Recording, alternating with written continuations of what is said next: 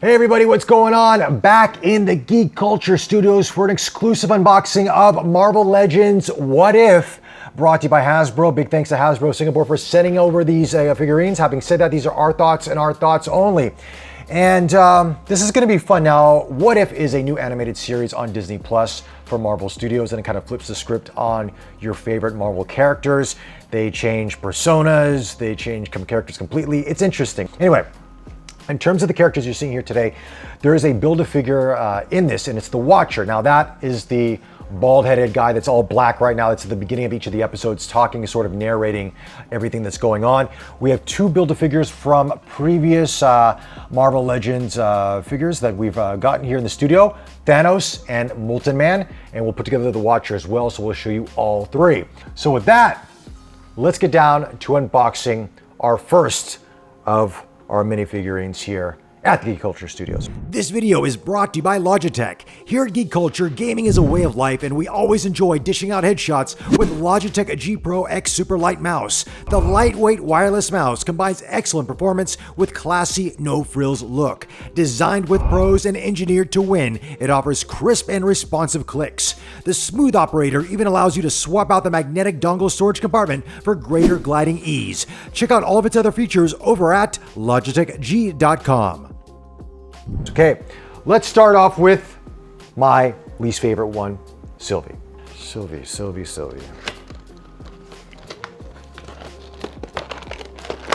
All right, what do we got here? Anyway, we got Sylvie's hands here.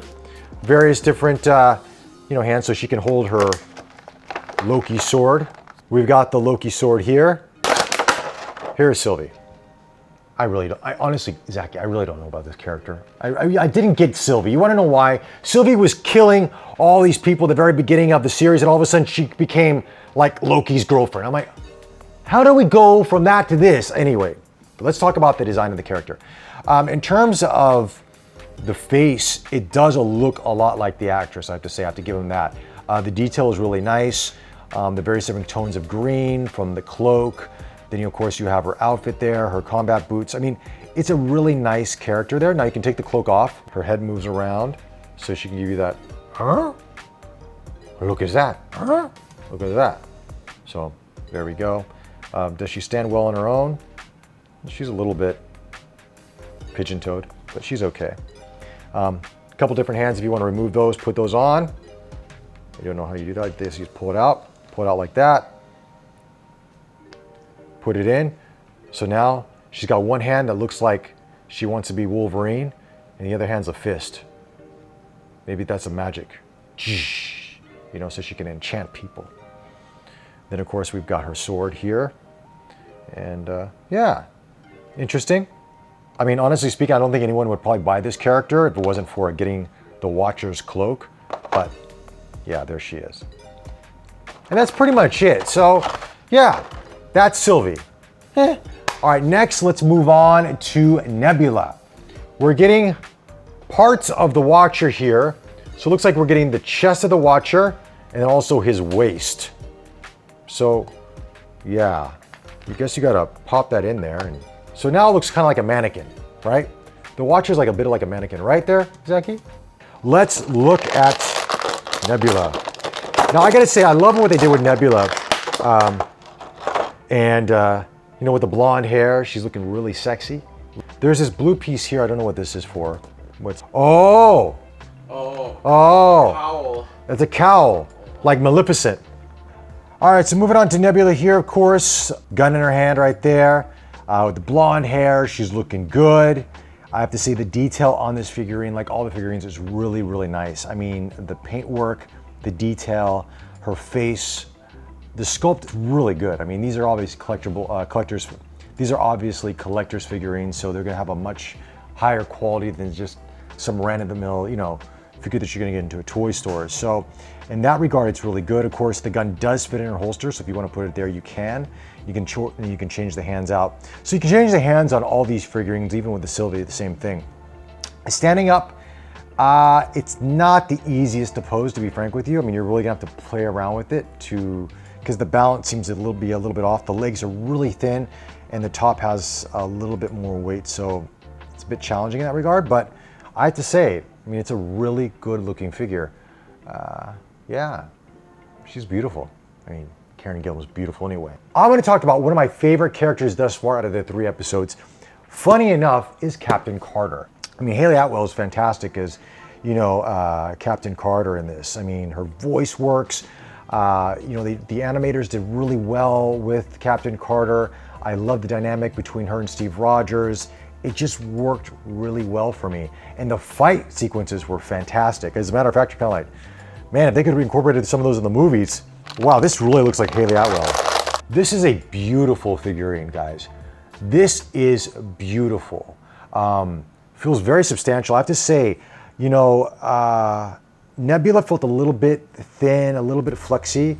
You know, Sylvie, okay, not bad. But I have to say, this one feels really good. She was beefier in the show, you're right. She was yoked, man. When she got out of that chamber, right? Whoa, man, she was jacked. Now, there are no extra hands with Captain Carter on this. So unlike the other characters where they have different hands, you just have one hand here. And I'm guessing this is where the shield goes. And you actually, if you look on the back of the shield, you have these plastic loops. So there it is. Look at that. Dude, Zachy, how cool does that look? Honestly, seriously, right now, out of the 3 figures I've just opened up, this is my favorite. No, I actually liked what they did with this character out of all the 3 What If stories thus far. I thought this was the strongest. So, yeah, this is cool, man. I like it. Okay, Captain Carter. All right, so now moving on to a character that is beloved by many, and his last performance in a Marvel Cinematic Universe show, of course, is Chadwick Boseman as TChalla Star-Lord. Now, inside of this, we've got the Watcher's head. Because it's about time we get his head, right? We need his head. He's not the best looking guy on the planet, I'll tell you that. Whoops. I guess he had an issue with that statement. So this is the head of the Watcher right here. Nice sculpt, you know, larger head, humanoid. These characters from the Jack Kirby era of the 60s Marvel comics are, some people like this and some people don't. Personally, this wasn't what I grew up with, but this is going to be part of the Marvel Cinematic Universe going forward, I think, for some time. So get used to the Watcher, folks. He's going to be around. We'll put that head on first and then we'll get to TChalla. No, there goes the arm off. Yeah. See, there goes these pieces off. See, this is the downside with this figurine, in my personal opinion. This piece does not stick on the back well at all. At all. You push it in, but it comes off very easy. The same with this arm here. So, yeah. Once you get them together, don't move them around. Which is sad because Thanos right here is really well put together, I have to say. Thanos is really well done. Molten Man seems to be pretty solid. The Watcher, not so much. First impressions. The face sculpt doesn't really look like Black Panther. It doesn't look like Chadwick Boseman. It's a little off. He looks more like, yeah, he looks more like Shaft than he looks like, you know, T'Challa. You do get some of those Wakanda designs in the jacket, which is kind of nice, but you're not getting that that sculpt like with Haley Atwell, with Captain Carter, with the Nebula, even with Sylvie. The sculpt was really good on the faces. This one is just neither here nor there. Okay. Now the jacket does not come off, but you can kind of spread it out a little bit here, you know. And he does come with his 2 guns, his 2 blasters. There are no change of hands on this. You know, it is articulating, but the knee joints are a little bit tight. Again, I don't feel this is as solid as Captain Carter in terms of figurine. It does feel a little bit off. Now, I'm looking forward to this episode. So I'm thinking Spider-Man is gonna hunt zombie Captain America. That's my thoughts on it.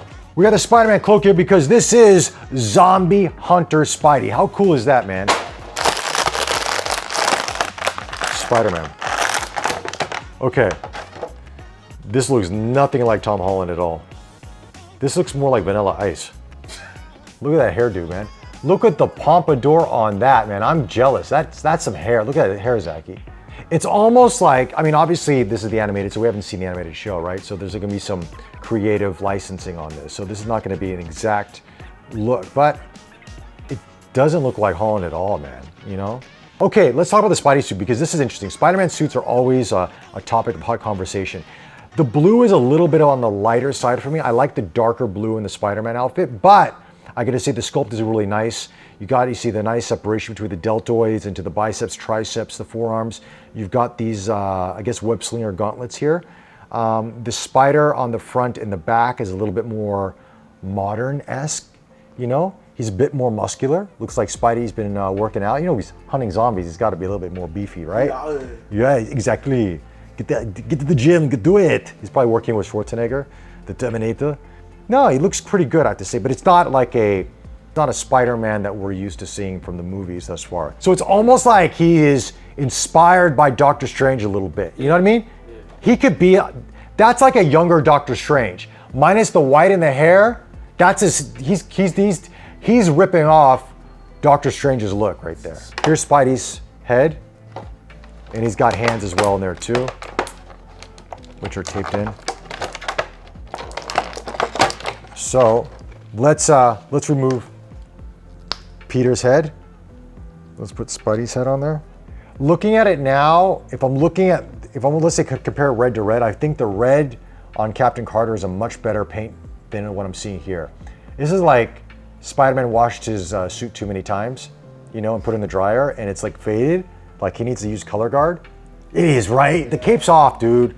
The cape's off. But again, we don't know why we've got the cape. We haven't seen the episode yet. Yeah. There could be a valid reason why he's got the cape. Maybe this is Doctor Strange's cape that's helping him out. Speaking of Doctor Strange, here we go. This is Doctor Strange Supreme. Wow, he looks mean. That's got a Mephisto look to that one right there. That is a lot going on. First impressions in terms of detail, A+. Detail on this figurine is nice. Really well done. Watcher's other leg, as I mentioned before, it's a bit tough to put on. Put it to the side, don't worry about it. Okay, now we've got some cool accessories here because Doctor Strange uses his hands to conjure up magic. We've got one of his glowing discs with one hand here. It's kind of attached to that. Quite cool. Let's take out the cape. So this is Doctor Strange Supreme's new cape. It's got purple on the inside with nice gold trimming. Then on the back, it this nice matte black. It's sort of, and it's got look at the cowl. Look at the cowl, Zaki. The cowl's legit. The gold trim is really nice. And there's detail throughout the gold trim. So there's a lot of detail on this. And you're seeing these, the circular design that's on the back is also carried over into the inside of it. Very well done. A+ to Hasbro for the details. You could tell the creators liked making this character more than some of the others. You know, everyone's got their favorite. All right, let's get the cape on. So actually there's a hole in the back and there's this little pin here that you want to get the cape in. Now, this is a little bit challenging because this is not you gotta kind of fold the cape back like that and really push it in. And yeah, there we go.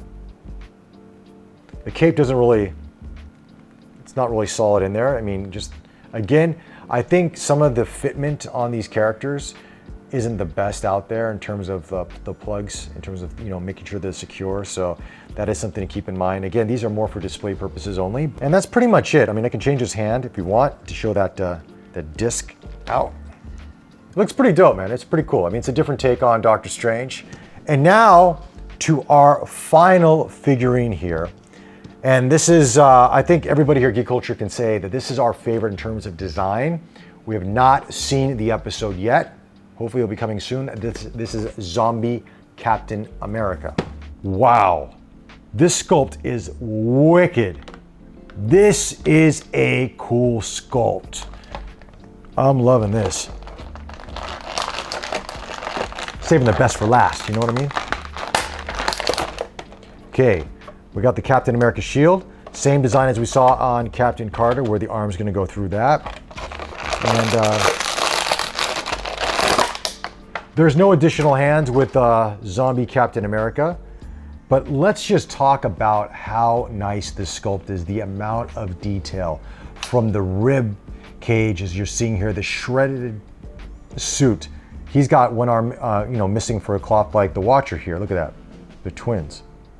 He's also got half a leg missing. So it's almost like Thriller Captain America, like Michael Jackson Thriller, Thriller, Thriller. Yeah, like that. He could be in that music video, The helmet looks great.